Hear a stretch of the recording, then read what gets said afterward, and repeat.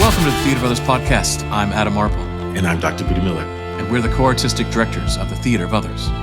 Our goal for this podcast is to build an international community of artists drawn together by a shared curiosity in what role theater has to play in confronting global crisis and creating new, thriving communities. Each week, we'll peel back the curtain on our own views, debates, and speculations. We invite you to join us in these discussions, even criticize us if need be. Let's find the way forward together.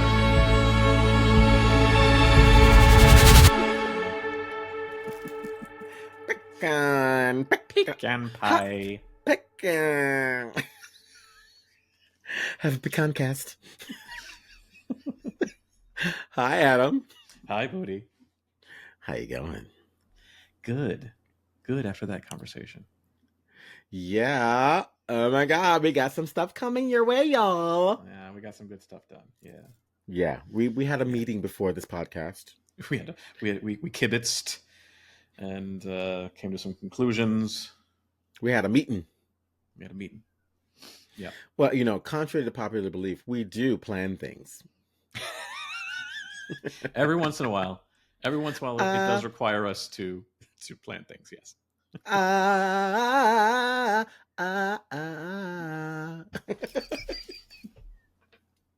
Oh my God. So Fabio and I had our first day of Clown 1, Discovering the Clown, and we had a fantastic group of people.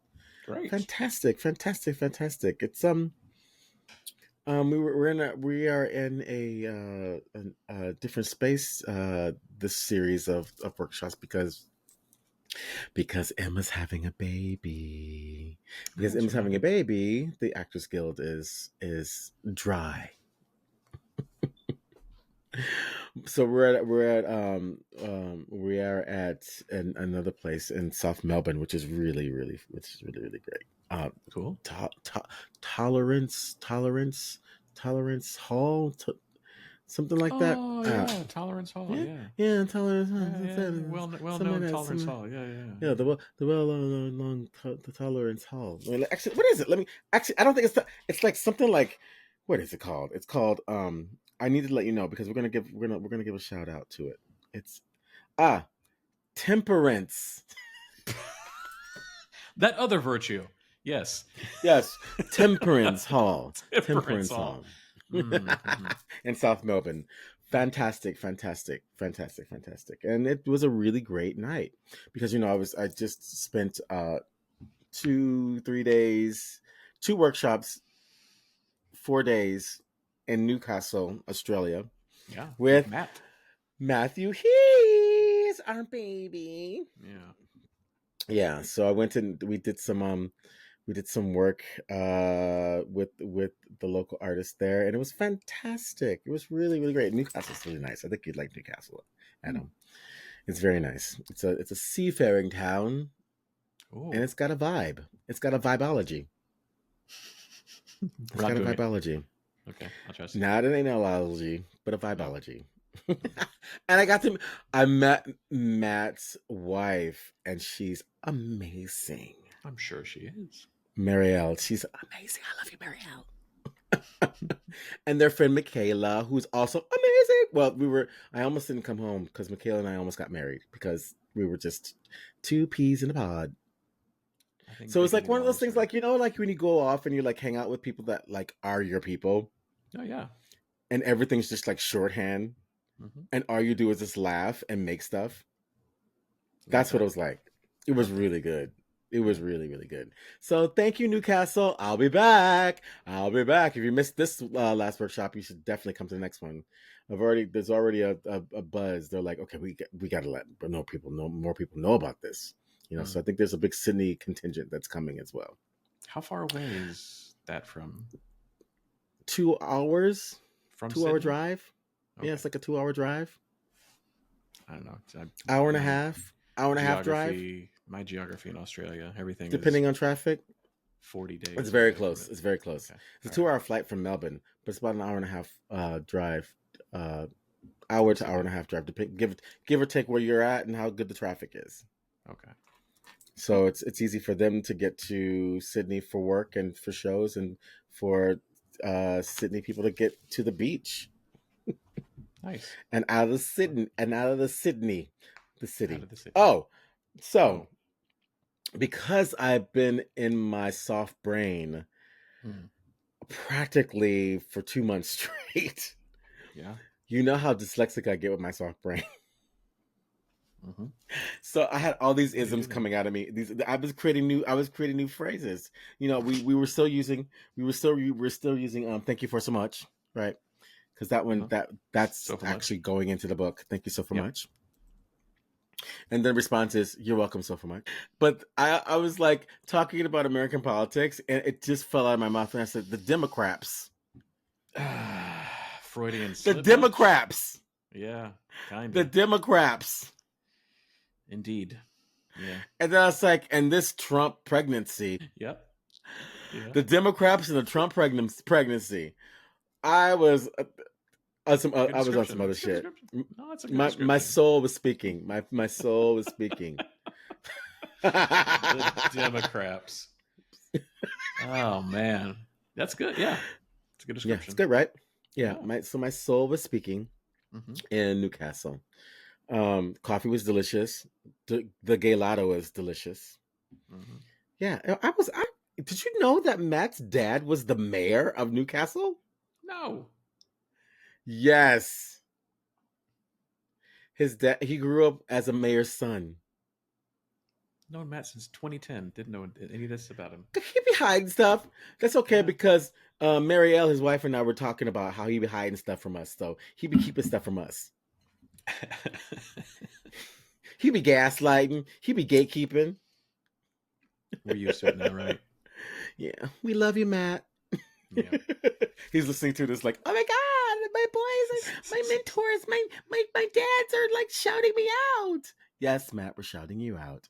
It was great seeing now he's him crying. This past summer. Yeah. You know he's crying now because, you know, everything makes him cry. Because he's sensitive. He's so sensitive. It's good. He's a little princess. How is North Carolina? It's still here. It's no news is good news, I guess, at this point, honestly, in America. It's still no news is good news with Gary Gnu.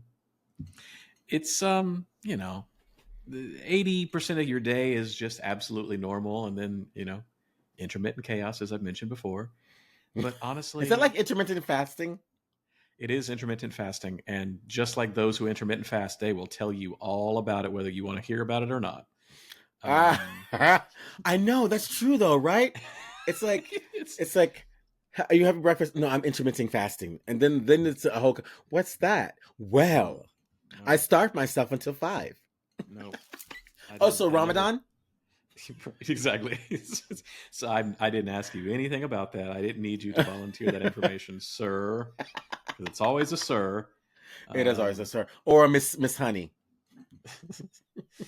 No, yeah. I mean, it's. I didn't ask you, Miss Honey. Say it, Adam. Please say it. I won't say that. You did. It's so good. You did. But it's good. You need to use either sir or Miss Honey. It's not Ms. It's not Mrs. If you say Miss Honey, it covers everyone. And you have to do it in a southern accent. Please. Yeah, I'm sure the sir who is intermittent fasting wants to be called Miss Honey. I'm sure that's going to go over well. But you have to say it in your Texan accent, in your Georgian accent, Miss Honey. Well, Miss Honey. Thank you, Miss Bless Honey. Your heart. Bless your heart, Miss Honey. Bless your heart. Indeed. No. Indeed. Indubitably. Yeah. Indubitably. So, I don't even know what it would feel like in my body to even live in a state that has that kind of hate politics. But that's just it. That's the thing is you don't feel it. Nothing feels like it's changed, and then you're reminded of it. But I mean, I'll tell you, I haven't seen anything here. It doesn't mean it doesn't exist. It just means in my limited, I haven't seen anything, but I know it's out there. You hear it in the news, which is why you stop watching or listening to the news. And you hear it from other people. So, but even, again, like I said, 70-80% of your day is just, which is why it's every single time it's a kick to the head, because it's like, oh, right, I forgot, because it feels so absolutely normal that it is intermittent chaos. Which the Democrats just keep taking the bait. They didn't learn anything, and they just keep on responding to the chaos, and that's the point. That's the chaos is there to be responded to because it makes for good ratings, but it doesn't make for any kind of resistance or pushback or a better idea. That's the Within thing the I'm Trump waiting for is pregnancy. in the Trump pregnancy. I'm waiting for the better idea to come out, and nobody's got Yeah. a good idea at all. It's just so we just take care of our little communities, take care of the bubble in the room that I can. Yeah. And how are the bubbles? Um, they're intermittent. they're ups and downs, They've got ins and intermittent outs, percolations. intermittent percolations. Sometimes they're great and they're open and everything, and then there's somebody read a newspaper, including myself, Oh including myself, and man. then you just go, "This is what I've got today." So is Yeah, that a form of disassociation? yeah. I don't know. I don't know how you. Nobody know. That's the thing. Nobody knows how to um, engage without to be in the world but not be of the world. If that makes sense. Mm-hmm. Yeah. Yeah. Yeah. It does. And that's I think everybody up and down the spectrum can't like. So they are. It is just take yourself away, bury yourself in some entertainment, and that's just kind of where it is right there. And yeah. So it's the challenge of living in a binary. Like that's, and this is where the Balinese and Hinduism, uh, cosmology and logic is, I think, sensational because there's no good or bad. There's no right or wrong. There's only light and dark, and they service each other. Hmm.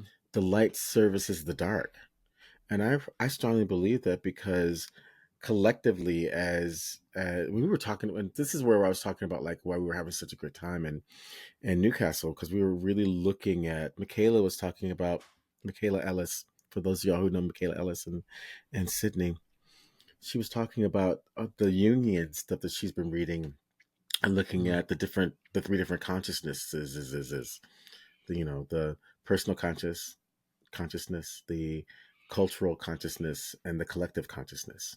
Hmm. And we were talking about how the changes in the movement that's happening right now is that because of the ways in which we're able to connect to each other because of technology, the personal conscious and the collective conscious are moving together, but the cultural consciousness is not moving Hmm. it. It Hmm. and so the cultural consciousness is being challenged right now, and that's Hmm. what we're seeing right now. Is culture around the world is having to shift dramatically, and it's fighting back, Yeah. and that's just how energy works. The light is so strong, and it's an internal light. It's an internal glow that's happening for us as a people, Hmm. as a collective, that the culture is now being challenged by the light, and the darkness is now starting to be, it's coming out. It's like Hmm. a zit. It's like, when those black pores, that thing squirt out of your face. Yeah. It's Yeah. like that, you know and it's easier to recognize it in that way without disassociating yourself. You have to disassociate because that's part of the binary, is Right. either connect or disconnect. That's in the binary. Yeah. But if you accept that light and dark, they live together. They're energetic forces that will never go away. I think that's the other thing, is people need to understand this, y'all. History repeats It itself. ain't gonna go away. Stop gaslighting yourself and saying that Yeah. like all of a sudden the world is gonna change, and it is never. It is the exact same as it was 100 years ago. I, I literally I was watching a Ken Burns documentary on the Gilded Age, and this was in 1890, over 120 odd years ago, 130 years ago. It's the same stuff. History just repeats itself. We just come into a cycle. And we had this boom time that led to this tariff and capitalism, ultra capitalism, and then what happens is the unions come in and progress comes, and then it swings this way for a little bit, and then we come right back around again. It's going to be, we're going to be in the forest for a little while. We're going to come out of it, and it's going to be something. It's going to be a little bit better, but that's not going to be the end goal, because then forces of darkness will fight again, and it is just going to be that again and again and again. That's our life. That's the struggle.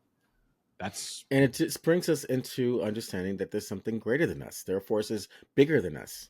Mm-hmm. And how do we live in the epicenter of that? Yeah. Which is why we need to bring spiritual practice into all of our work as artists. I think we should talk about that today. What do you think, Adam? I think we are already talking about that. I sing for something greater than myself. What are we talking about today, Adam Marple? The spiritual practice of the theater maker.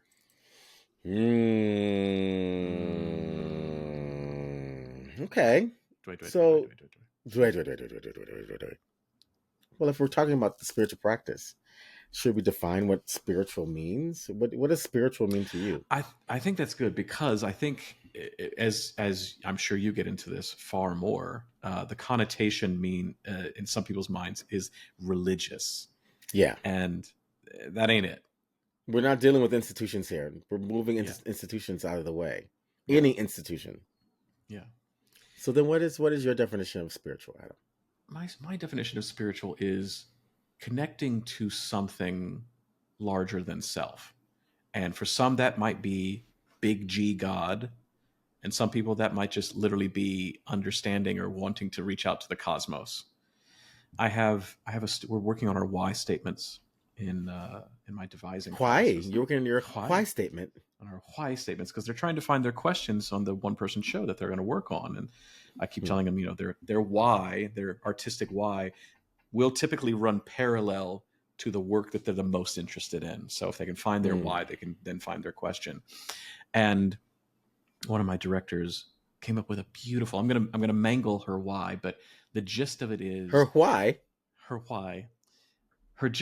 She told me this beautiful analogy of, imagine two cloths, a cloth on kind of below and a cloth kind of above. And what she feels herself as an artist doing is reaching up, trying to thread the cloth above to the cloth below. Ooh. I know. Isn't that beautiful? Isn't that beautiful? Ooh. And so her why is something to the extent of, I reach for the cosmos so that I can ground us in something bigger than ourselves. That's what's beautiful, beautiful, beautiful. Mina, I'm talking about you. If you're listening, I'm talking about you and your Mina why. girl, you got me, girl. You got me, gal. You got me, gal. And that is a spiritual something. There's something bigger than us. And for us, the audience has always been that other. That's where the other came from. Then it comes to other reasons beyond that. But there was always something of reaching beyond ourselves to something bigger, to a bigger question, a bigger thought, a bigger answer, that may be big G, God, gods, good orderly direction, spirituality, the oversoul, cosmos, anything you want to call it, whatever you need to call it, or just think physics, that we are all interconnected. What you do does affect me. It ripples into our everyday life, our conversations, and especially with an audience, when you have people there. It really is. I mean, it's the direct feedback is right there, versus the majority of the time we don't see how our actions have repercussions. And when you can understand that, or when you can accept that, and that seems to be a pretty hard thing for a lot of people, is the accepting part of it first, is then how do you then prepare for that, train for that, understanding using that in your work, creating your work with that. lead a room with that, enact a character with that. Um, and that's been on my mind recently. I mean, it's I was joking to you, I think we were talking about it last time, that I spend so much time watching you work with actors, helping them find that spiritual path, and at no point did the neurons fire in my head that I should be doing the exact same thing for directors until about last week. Yes, yes. Again, to quote Rumi, When you wake don't be up. don't be angry at yourself for being asleep. And I had my board of directors this weekend, and I posited it to the group, and I said, we spend so much time teaching a director what to do in the room instead of teaching the director how to be in the room. Mm-hmm. And guilty as charged myself of, I'm rushing to get to rehearsal. Somebody stops me and has to have a conversation. The designer, the stage manager, somebody, an actor. I've eaten some crap food hurriedly. I'm digesting while going in. I have not had time to properly prepare myself in some ways. And then all of a sudden the actors are there and I got to be on. I have to be that test audience for them. I have to be the satellite dish to reflect back what they are giving to me. And I'm not that person. I'm not ready yet. And that's a spiritual practice that we as directors, so all theater makers, to be what they need to be to make their best work. I love that definition. Do you want to hear mine? That was a long definition. Sorry. It's a fantastic It was definition. a soapbox definition. No, it's fantastic because it coincides with the definition that I have. What's your definition? The illumination of self. And so when I talk about the illumination of self, I'm going into the Sanskrit meaning of self, not the Western meaning of self. The Western meaning of self, or outside of Sanskrit, many languages identify self as myself separate from yourself. But in Sanskrit, self is Brahma, which is Almighty God, which is Atman, which is the soul, which is we are all connected to the same energy. We are all that self is myself is the same as yourself. Through you, I know myself. There's no separation between us. And the illumination of that is spiritual. The illumination that not only are we connected to something greater than ourselves, but the self itself is that illumination. So, for example, the from the Balinese understanding of Atman, which is the soul. So Atman is if God is a diamond, Atman is a chip of the diamond. The soul is the chip of the diamond of God. So it's it's the spark of God. And so the way that the Balinese image it is your body is a glass, your soul is the liquid in the glass, and the Atman is in the center of the glass. So depending on what is happening with your soul, the luminosity is clearer. So to illuminate the self, which is Atman, which is that spark of God that's inside of you, the spark of something greater than you, that's in all of us. And so your practice is, how do I keep the soul, the liquid that's in the glass, clear enough to let the spark of God illuminate? And as it glows and shines, whatever resonance we're able to witness, it's still shining and still connected to everything. And so with our thoughts, with our intentions, that's what clouds and freeze the clouding and cleaning up the liquid inside the glass. I just love that image. It's a tangible image for me for understanding when our emotions are distraught. So say we go back into what we were talking about earlier of, disassociating. So disassociating is just keeping the water cloudy. Yeah. right? So, but understanding that lightness and darkness, light and dark are they're partners. That one can't live without the other. Yeah. Allows us to investigate what the liquid is. What's happening in my soul right now? Hmm. Is it true? What is Hmm. suffering? So the darker the water, the more suffering we have, Hmm. because we're trying to see the spark of light of God inside of us. Something that, and that's the thing that connects us all. So the illumination of self. So I'm already in provocations, but I think this is a fantastic provocation. Is whenever you use the word self, just change the meaning in your nervous system what self actually is.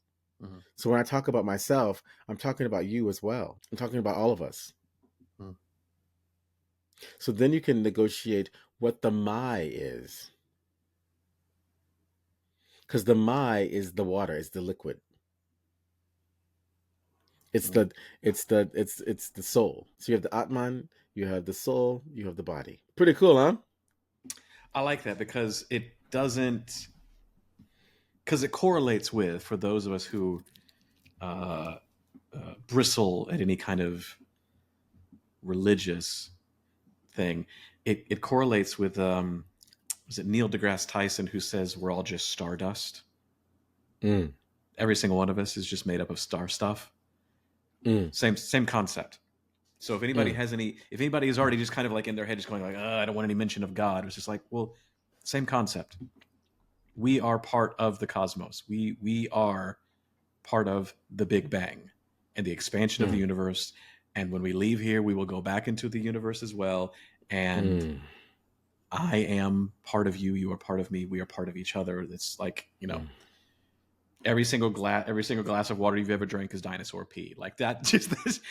I marvel at that every single time. It's just like, oh yeah, you're right. Like it's all just the same stuff.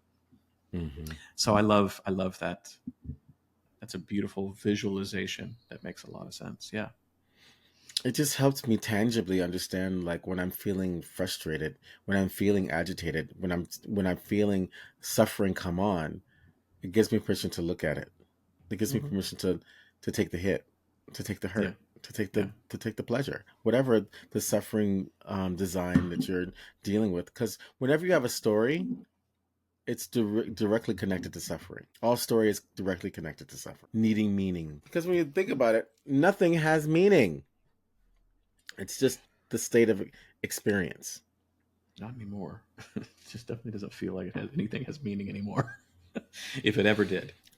And it values, and I talk about this all the time. It's like hope is a fantastic gaslighter. It's just another state of suffering. Hope, and most hope is directly linked to desire for us to not experience what is happening right now. So I'm going to hope. So then I'm doing disconnect. I'm not gonna connect to what it actually is. Mm-hmm. There's poison in the water.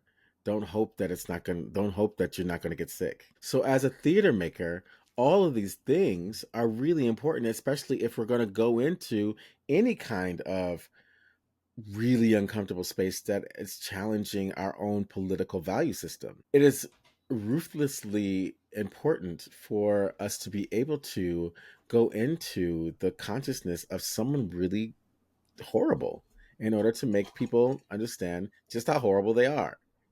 But what happens is we get a lot of cosplaying of the actual human being, which is why uh uh I think it was Najib Felix. I think Najib is the one who brought Najib. He hit it on the hell, on the head, on the hell. Here I go again. Mm-hmm. He hit it on He the hit it hell. on the Najib. You hit it on the hell. He was like, I'm tired of British black people cosplaying African Americans. Yeah, there's a lot of that in there. What's up with that? They can't find one African American to play Martin Luther King, Well, to let's go play deeper. Let's go deeper whoever. into. We can actually go deeper into what that actually means. That means that the people that are producing it, usually white Mm. Americans, don't want to feel the truth of what it feels like to be in an African American intersection. So they can it's palatable to have a British person cosplay the Black experience in America. It's just too real. They can't take it. So if you are able to interact with it from a spiritual space,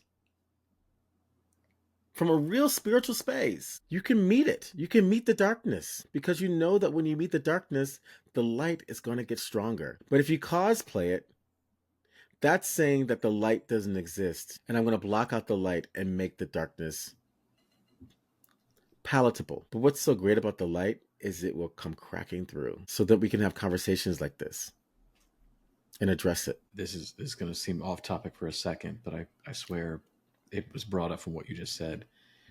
I know you haven't seen this and probably aren't going to watch this movie, The Apprentice. I heard it was good. It's amazingly good. The acting. Ooh, I'll see it. I'll watch it then. Sebastian Stan does a great job, and Jeremy Strong as Roy Cohn. Like, I've never seen a performance as, like, he may as well be Roy Cohn, honestly. Like, wow, he just gets him. I mean, whatever your politics, like it's yeah. I'm glad I watched it. I really am glad I watched it, and I didn't want to watch it because of the politics and whatever. But like, I think I get a sense of why both of them exist, why they are the way they are. It's all speculation and art as it is, but it's just really strong performances by two really strong actors that really did make me not like hate a person, but made me just kind of go, huh. Not like, not even like justify, but just go, huh. And I was watching an interview with him on Colbert, and he quoted William Saroyan. Jeremy Strong's a big theater nerd. William Saroyan, a playwright, and he said, "Evil and ungodliness rebuke. Evil and ungodly men understand." And I thought that was a really interesting perspective of going, like, I don't know. What do you think about that? Say it again. I want to find it and make sure that it's actually, because I'm paraphrasing it a little bit. Evilness and ungodliness rebuke. Evilness and ungodly men understand. Yeah, I this. Here it is. Oh, it's from Time of Your Life, one of my favorite plays. Despise evil and ungodliness, but not men of ungodliness or evil. These understand. Say it again. Despise evil and ungodliness, but not men of ungodliness or evil. These understand. Well, that's human nature. Yeah. Right. So, and I would say that's a Western understanding of the binary, right? Yeah. Despise and right. So it's like I have to choose one or the other.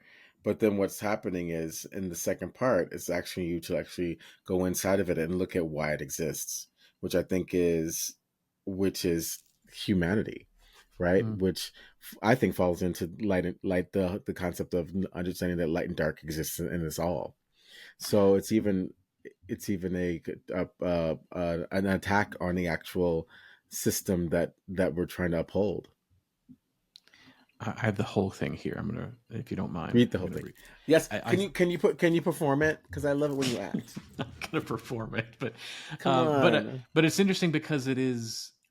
I'm curious where it sits in the binary, or in the time of your life, live so that good time there shall be no ugliness or death for yourself or for any life your life touches. Seek goodness everywhere, and when it is found, bring it out of its hiding place and let it be free and unashamed.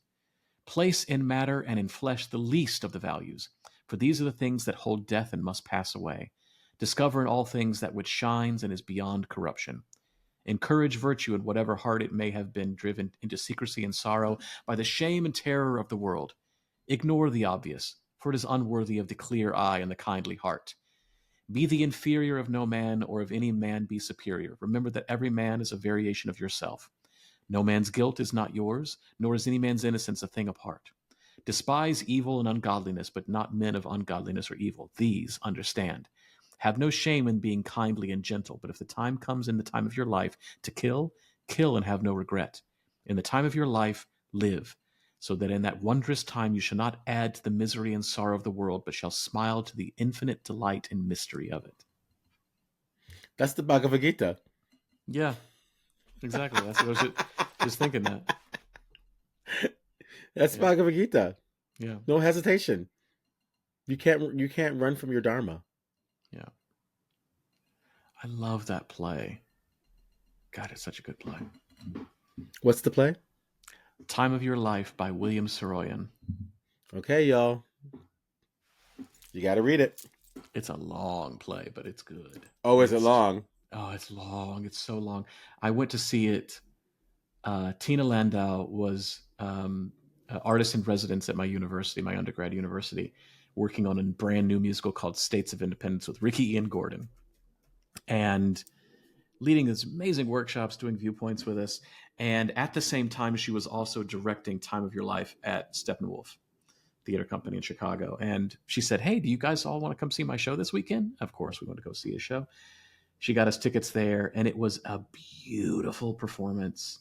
It was like 3.5 hours long, and it had like 50, 60 people on stage. And it takes place in a bar, but it also takes place in the city. So there was somebody working, painting a mural from opening night until closing night. Like, people have heard this concept from me before of there was just life being lived and then there was a bar where the majority of the action took place, and it was just Jeff Perry was the main character. It was a beautiful performance. It stayed with me all this time, and I've not thought about the lines of that play until Jeremy Strong said that. And you're right. It's Bhagavad Gita. It's totally the Bhagavad Gita. It's beautiful. William Saroyan. Yeah. Wow. Yeah, I think it's in the 30s the play was written, something like that. It's very. I think it's like one of the only plays he ever wrote too. It's a thing. He was mostly a writer, but beautiful piece, beautiful play. Fantastic. I love it. I love it. Yeah. So I think so now, as we're talking through all these different forms of performance and making stuff, we went from film to theater. Where does spiritual practice fall into those spaces for you? Well, I don't as an think audience member, it's even as an audience member, because it's clearly tapping something, right? Well, I think, and I think this leads on to what we're going to be talking about for the rest of the year. It seems is we are looking for, when we go to the theater, we are looking for something else. Like, the difference between a movie and a play is being around other people and being moved in real time, having to deal with what is happening in the space, negotiating those things. We're in search of the other. Literally, little o other, meaning the people next to us or in front of us, but also something larger than ourselves, an idea that we can't tackle on our own, that it takes an entire community to actually grasp and understand. And the collective will of the community, the audience, allows for a purgation or an excisation of that thing, or an investigation of that thing. It takes all of us to make that happen, because I can't do that on my own. Otherwise, I would have, and I wouldn't have any problems. And so, spiritual practice for the theater maker, I think it's probably a threefold thing of like the preparation needed to start the work, the process of the work, and the work itself. And all those things continue on. A director needs to be in the right place to be convex and concave, to come in and be open, spontaneous, attentive, disciplined, et cetera, et cetera, et cetera, for the actors who are doing the same thing as they're burning through the fire on stage, as the designers, as the stage managers, as the company around are all doing the same thing. This, what can the play hold? Mm. How much can the play hold? How much can the space hold? And I would say that the audience that we talk about all the time, also has to come into the space ready.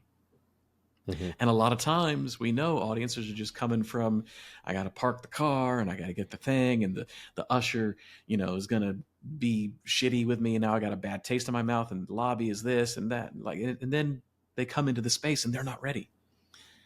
So part of it is on them. Part of it is on us to help them as well. But you go to Well, you go I to think but Adam, come on. I think the entrance into the space, into the world, is on us.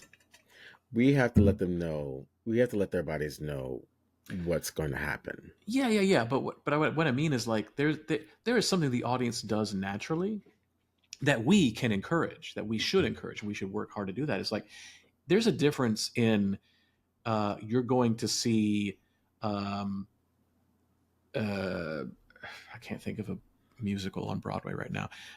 You're going to go see Ain't Cabaret. misbehaving. You're going to go see Ain't Misbehavin', or you're going to go see Cabaret. Mm-hmm. There's a difference there. Now, there's not a knock against either one of them. Why are there balloons? There's not a balloons just happened on this platform for YouTube. Who's watching? There's not a knock. There's not a knock against either one of them. If there's just subject matter in one that requires a certain levity of spirit, you're going to party, and there's another one where there is a party, but there's a deeper message, or there's there's going to be a wallop at the end, that the party is there to get to a place. And so if you're coming in to watch one thing, there's a certain, like, oh, even if you're just saying this is a comedy versus this is a tragedy, this is a serious musical or this is a campy musical, there's something that audiences are already doing that we can help them along that path even further, to say, you know I I really need this. I need you to be this type of audience. I need a rowdy, raucous audience. That's what I want. That's what this play needs. This play Mm-hmm. needs turn your phones on and stand up in the aisles. And this play Mm-hmm. needs, a Sunday service, a synagogue, a temple, a mosque. Like, you're coming in here to reach for the divine. And that's that guy that came into La Belle Epoque was the wrong audience for the wrong play. And what did Mm-hmm. you have to do? You had to eject them.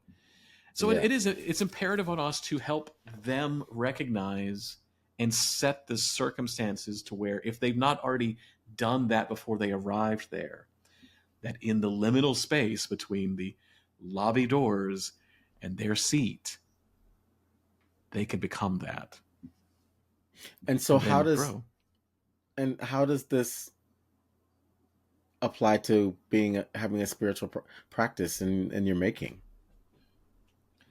Because you embed it. You create the environment, and that environment you want to extend out and replicate and deepen it, spread it. um, our rehearsal rooms our rehearsal rooms are spaces that we encourage people to be courageous, but also to give their full selves, be vulnerable, open, and available to us. And that means you have to be that way, I have to be that way, and we have to create the space that's that way. If nothing else, I'm in charge of the room as a director. I set up the environment of what that's going to be. And then I have the decisions that I make, what I say yes to, what I say no to, what I will absolutely not allow happen, or what I will go to the wrestling mat and fight that this doesn't get taken away. You can take away all this stuff. This is all icing. This is all okay. But, like, end of the day, if this doesn't happen, this play doesn't happen, and I'm willing to walk for it. I'm willing to say, then this is not for me. This is not the type of work and the type of practice and the type of artist that I am. And that's hard. And that comes with a place of privilege for a lot of people as well. But, nobody's going to give you the space to do that. Nobody understands what this is. It's saying for yourself and fighting for it and talking about it and demanding it and speaking it again and again and again, and until it just becomes self-fulfilling prophecy and everyone around you understands this is who you are and they want to work with you. They want to be that person. They want to be like that too. They want to self-actualize. They want a spiritual practice. How do you do it? What do you do? Our really good friend Yao spends all day in preparation for his show in the evening. And not every actor can do that. And not every actor needs to do that, but that's what Yao needs. And I think the proof is in the pudding when we watch him perform. That's a spiritual practice that he has. Which you can see him in the new film Sinners with Michael B. Jordan. That's right. Coming out. And the director of Wakanda Forever. Black Panther and Creed. And Creed. Coming out 3. Coming out next month, right? Coming out next month. Yeah. Make sure y'all go to the theaters and see Yao and Sinner. Yeah. It's a fantastic film. I'm sure it is. I happen to know. You've already seen it? You've already seen it? Oh. No, I haven't seen it, but I worked with Yao on it looks good, though. On it. It does look good. It looks hot. The script it's is sexy. amazing. The script is really cool. I like the people in it. I also like what you were saying about like that this is not for me, but so when you say it's not for me, then clearly it must be for you. And that already puts it into a spiritual practice, that I'm not holding on to it, but I'm actually giving the story to you. That it's not about me having, and this one goes out to my queen Shalia Latour. Shalia is always talking about like, okay, you've got your experience, but what's the story you're telling? Who is it for? And if we go back into that image of like the liquid being the story, your diamond inside needs to shine through that story, it needs to illuminate through that story. And it's for you. I'm giving you this story so you can see yourself, and self being that which is what we are all made of, and the potential of what we all are. Lloyd Richards, my teacher, used to say that all theater is for me. He also used to say that our job as artists is to get people to feel, get people to think, and to show them who they are. And I add, whether it be a hero or a villain, whether it be a winner or a loser, what our potential as human beings is. And that's where theater as a spiritual practice can serve us all. Our next month book club, the Natya Sastra, has theater's role is to entertain the drunk, to tell us how to live, and to tell us how the universe works. And I love that. I love that. If I can just tick off the box, if I'm in my rehearsals and I'm going, am I doing this? Yep. I am telling you how to live. I'm entertaining the drunk. I am touching the cosmos and saying this is how it works. Then, well, that's what Jung was talking about, the 3 conscious states, right? Yeah. Personal, cultural, and collective. Number 3. 3, baby, 3. Well, Adam, I think we have lit the room. The phone lines are going crazy. I think we need to take a break. Let's take a break and come back with some provocations. How's that sound? Let's do that. Okay. Yeah. Ladies and gentlemen, non-binary conforming individuals, you're listening to my child, JDB, Jack Dave Burmester.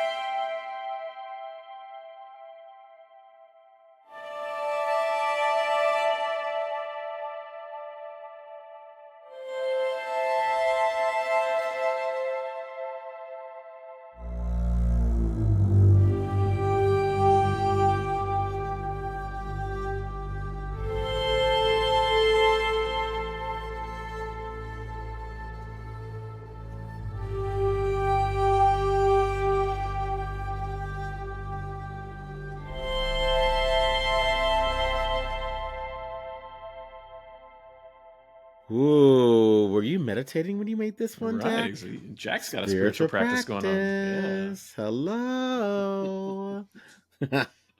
Okay, Adam. Time for provocations. Yeah, I want you to investigate your rituals. What are your rituals before you go into the room to work? And are they working for you? Do you have them? Um, do they need to be expanded upon? Is there anything that's missing? I have my ritual in the morning. That's pretty well established, and my not resolution last year was to protect my mornings, and I've done a really good job of doing that, and that's really good for me as a person. But I want to investigate my rituals before going to rehearsal, before starting a practice. What is it, and how is it different? Like, I meditate every morning. I do my Hmm. Duolingo. I do my AG1 drink. I spend time decompressing things and tackling some things. But what am I doing before I go into rehearsal? And is it enough? And I can answer that for myself right now. I can say no. I know that the last play that I worked on, I was just going in with fears and doubts and stuff and kind of masking how I was feeling about things. Yes, would have the circle, check in, check out, but there was no other part of that process that I really felt was mine, was the way that I wanted to run that room. Um, and that's interesting. Where did that come from? So, my provocation to you is to think about your rituals before being ready. What is your pre readiness state? How do you get there? And what do you need? Can you recognize what you need almost every single time? And can you make that for yourself? Budi? That's a good one. That's a good one. I think my provocation is going to be simple. Gravity. Surrender to gravity wherever you are. That will help you connect to something that you have no control over. Mm-hmm. And that is much greater than anything you could even possibly know. Mm-hmm. That's Gravity true. and the pause. Pause, find stillness, find silence, and gravity. And recognize what happens to you when you allow gravity to win. Hmm. I mean, from the point to collapsing fully on the ground, which often happens to me. I'm like, I just need to put my back on the ground. Oh my God, I can't hold myself up. And then change happens. Hmm. Or it could be standing on your own 2 feet, or it could be sitting down talking to someone, or even just listening to someone that's stressing you the fuck out. Offer yourself to gravity and see what that shift and change can be, because that too connects us to everything. Hmm. The dinosaurs that were here, the birds falling out of the sky. If you're on this planet, if you're on this planet, gravity is going to win. Hmm. So let's cook it down to something really simple. So right now, give it a try. Everyone listening, and you too, Adam, offer yourself to gravity. And just notice what happened when you just let yourself fall into gravity.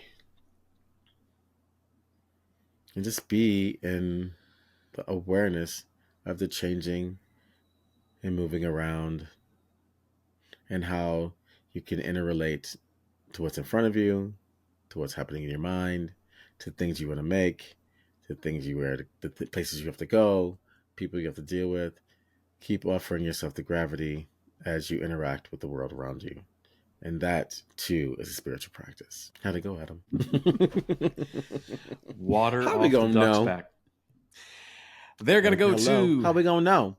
speakpipe.com/theater of others. Again, Oh, speakpipe.com/theater of others. Theater with an R-E, theater of others, all one word. Leave a 90-second voice message. We'll play it on air. We'll gladly have your voices on the podcast. we want to know, There, y'all. We want to know. there are also ways of getting in touch with us, such as podcast@theaterofothers.com. Send us an email. We'll be happy Mm. to read it. We haven't gotten an email in a long I time, was just y'all. about to ask you, do we have any emails? No, nobody likes this. They Well, still listen to us. the calls have been going crazy, so I need y'all to call in. Caller, you say what? Exactly. We are reachable via social media. Jonavi will be happy to take that. Jonavi. Because we're not doing it, but Jonavi's doing it. We're happy to hear from you there if you want to reach us on the socials. You know which ones, but the only way they're going to know about what our book club, our interviews, and all the other things we got going on this year. What do they have to do, Budi? Subscribe.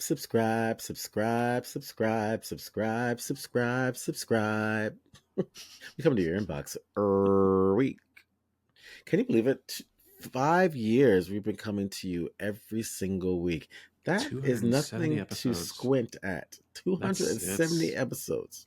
There's very few out there who have done it. That's why we're in the top 5%. Yeah. Wow, it's almost 1 year. We're almost at 1 year of podcasting. 1 year of podcasting? Well, if you put all those hours together. Oh, okay. I was going to say it's like we had 5 years of podcasting. What are you talking about? It's what put all those. How many hours? Let me see if I can find out how many hours we have. How many? Oh my God! Well, y'all need to subscribe to know what we are doing and how many hours we be putting in for you. And if you like us, you can do like my Uber driver and give us 5 stars. You give me 5 stars, I give you 5 stars. 5 star, 5 star, 5 star is a 0 sum. Everybody win the motherfucking you know what the game. Okay. And if you really like us, you can leave us a massage. Leave us a massage. And say, oh my God, they're so amazing. They're so amazing. I want to give them all my stars. And then we can move up in the algorithm. It goes.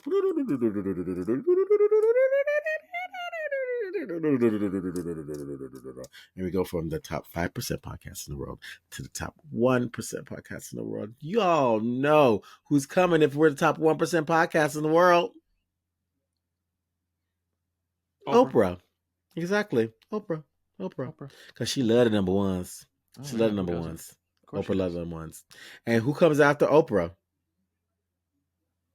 Beyonce. Yes, Beyonce. Mm-hmm. Yes.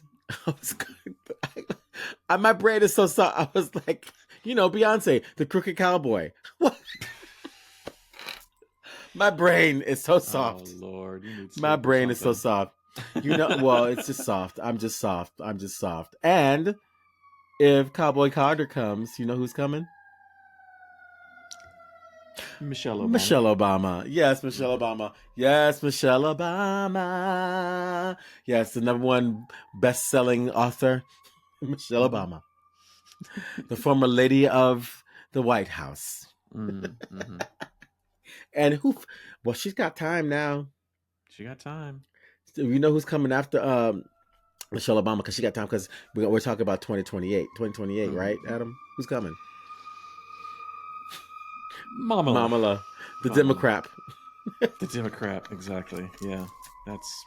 Mama the Democrat. Oh my God, Adam, I love you so much. Hang in there. It's water off the duck's back. I'm good. I heard the siren. Is someone going to the hospital? No, I live next to a fire station, so there's somebody's having a crisis of some kind. Let's hope everything's okay. And for y'all, we'll be in your inbox next week. Bye!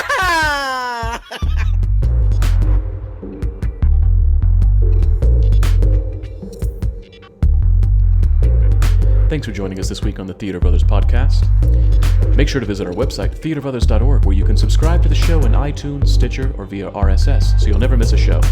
While you're at it, if you found value in this show, we'd appreciate a rating on iTunes. Or if you'd simply tell a friend about the show, that would help us out too. A special thank you to Purple Planet for the music you've heard. The Theater Brothers creates a shared community of artists and audiences for the purposes of exploring the most profound issues of our lives and times. We believe the play watches the audience. The audience is necessary, and they are witness to what happens. And you get to be witness to us making that happen. The purpose of this podcast is to open up our process and let you in. We're peeling back the curtain, so to speak, and encouraging you to follow along, to ponder, prod, and question. To join us and criticize us if need be. Being a witness is no passive task and requires much from you. Are you up for the journey? Be sure to tune in next week for our next journey.